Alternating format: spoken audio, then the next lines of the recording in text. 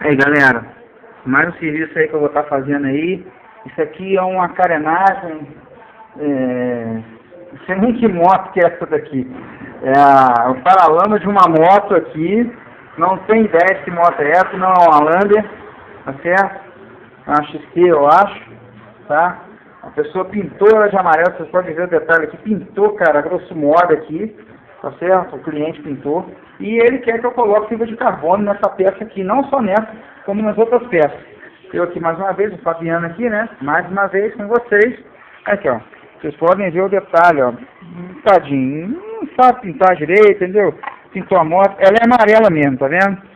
Ele pintou ela aqui, ó. Pintou aqui, ó só. Olha como é que tá. Tá vendo? E aí eu tô agora, vou envelopar essa moto aqui de fibra de carbono, olha só.